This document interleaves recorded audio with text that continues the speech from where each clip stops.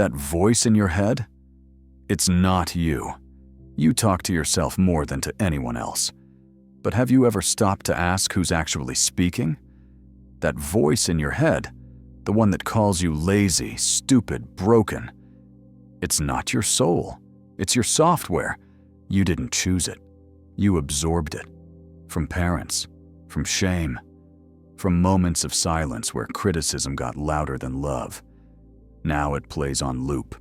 It plays in the background, loud enough to direct you, quiet enough to go unquestioned.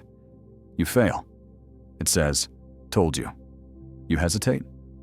It says, you always do. You try again. It whispers, what's the point? And you think that's you. It's not. It's just a voice, written by someone else, recorded by pain, replayed by habit. And the more you believe it, the more it becomes your identity. But here's the truth.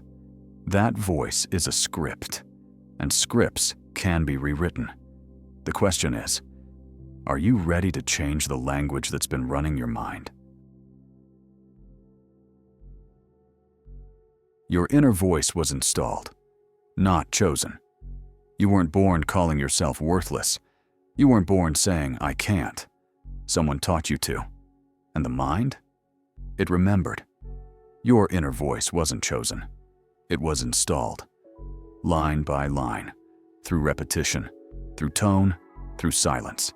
It came from your parents, your teachers, your culture, your survival.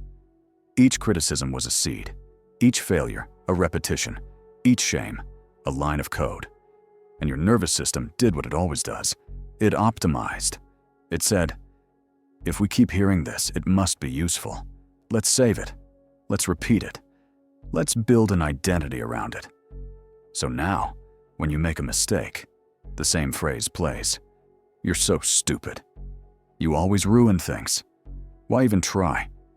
Not because it's true, because it's familiar. And in your brain, familiar equals safe. Even if it destroys you, that's not thought. That's automation.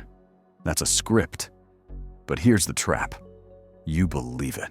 You don't question it. You say, that's just how I talk to myself. That's just how I stay motivated.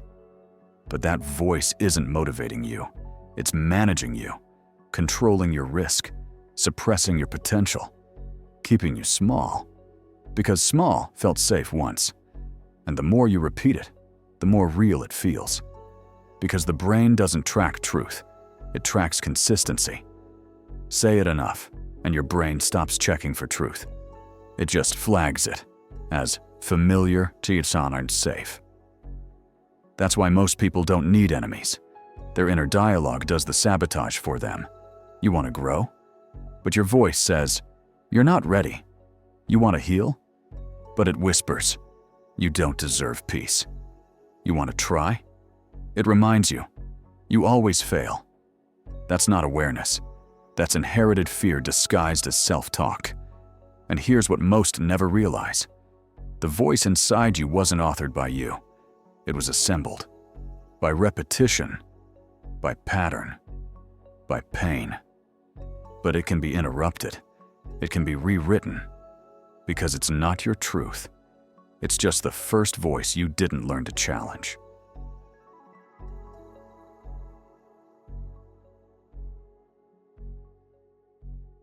Signs you're controlled by the wrong inner voice. You don't need to scream to be controlled. You just need one quiet voice, in your head, repeating the wrong lines. Here's how you know it's running you. 1. You speak in absolutes. You say, I always mess things up. I never get it right. This is just how I am. That's not self-awareness. That's programming. When your language includes always and never, you're not speaking from presence. You're repeating past pain with new punctuation. 2. You punish yourself for mistakes. You fail a task. And instead of learning, you attack yourself. I'm such an idiot. I knew I'd ruin this. This proves I'm not capable. That's not reflection. That's self-destruction. And you've done it so many times you call it discipline. 3. You anticipate failure before you try. You say, what if I disappoint them? What if I confirm what I fear they already think? What if I can't handle it? But you haven't moved yet. You're reacting to outcomes you invented in a voice that was never yours. That's not caution. That's fear wearing your name. 4. You confuse your thoughts with truth. You hear, I'm not enough. And you believe it, without evidence, without question. Because the voice sounds like you. But sounding familiar doesn't make it right. It just means you've been looping it long enough to stop noticing the damage. 5. You react to the voice more than to reality. Someone gives you feedback. Your voice calls it an attack. Someone doesn't reply. Your voice calls it rejection. Someone disagrees. Your voice calls it abandonment. You don't respond to what happened. You respond to what the voice tells you it means. That's not reaction. That's translation. From a script that was installed without your permission. And the most dangerous part? You defend it. You say, but it's just how I think. No, it's how you've been taught to think. And unless you challenge it, you'll keep calling sabotage honesty and trauma truth. The voice isn't evil, it's just outdated. It was formed when you were too young to filter what got saved. But now you're older, which means you're the one who decides what runs next.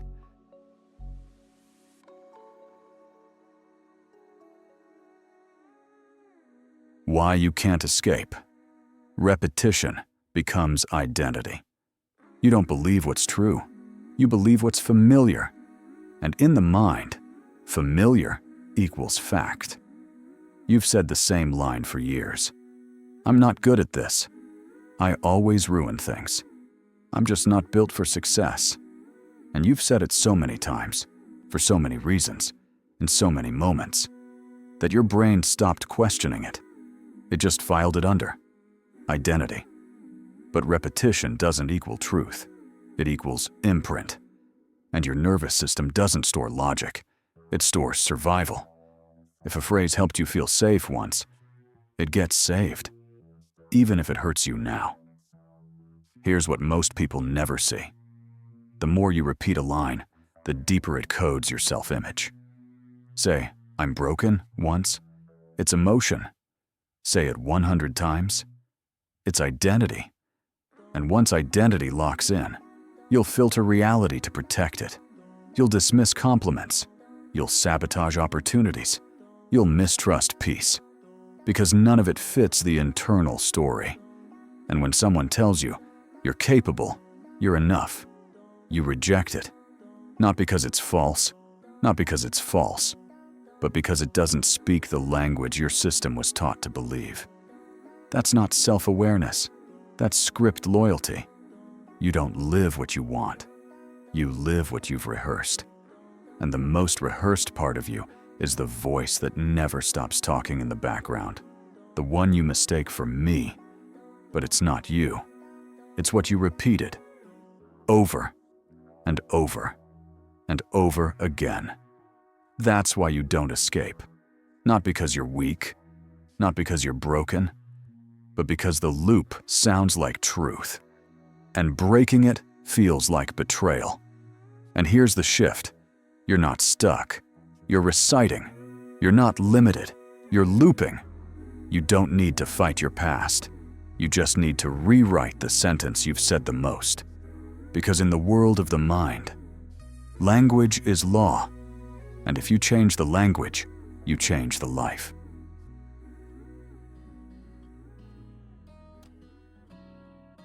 Cold rewrite. 3 steps to reprogram your inner voice. You don't need to love yourself. You need to rewire the voice that's been hurting you on autopilot.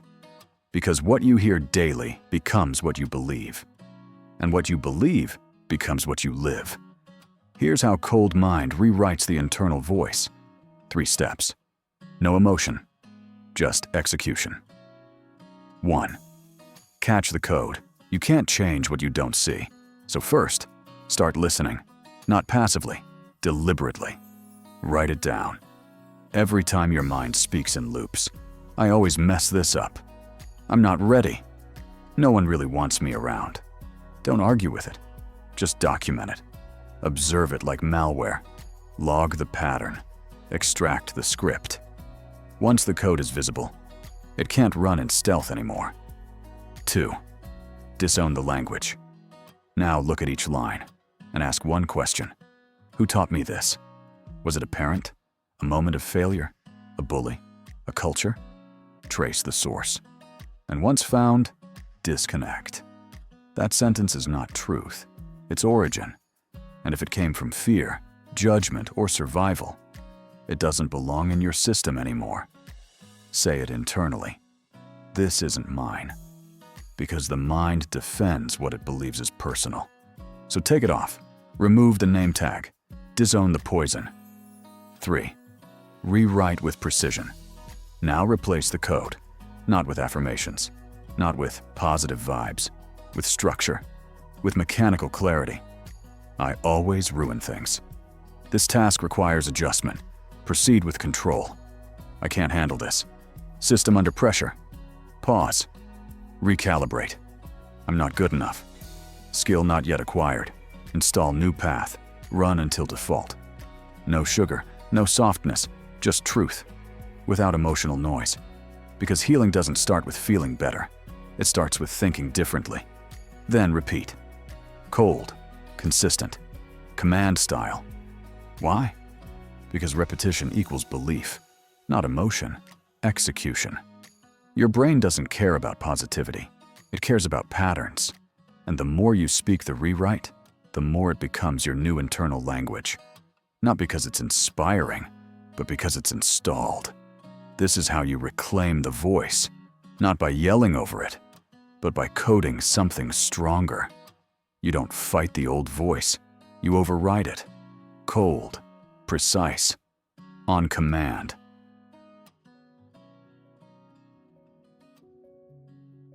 Final message. That voice was never yours. That voice in your head, it sounds like you, but it was never yours. It came from pain, from rejection, from someone else's fear that got recorded as your internal truth. And the system?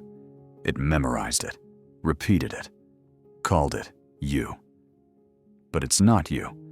It's just a script. You weren't born insecure. You learned insecurity through repetition. You weren't born self-critical. You learned self-attack as a way to feel in control. But here's the shift. If the voice was learned, it can be unlearned. If it was installed, it can be rewritten. You don't need to find your true self. You just need to stop rehearsing what never belonged to you. Because the longer you let that voice run, the more your life will feel like someone else's design. So this is where it breaks. Not with motivation, not with emotion, but with awareness, precision, and correction. The voice isn't your enemy, but if left unchallenged, it becomes your warden. From this point on, your mind is yours again, and now you know how to override it. In the next video, we'll dismantle the false identity you've been performing.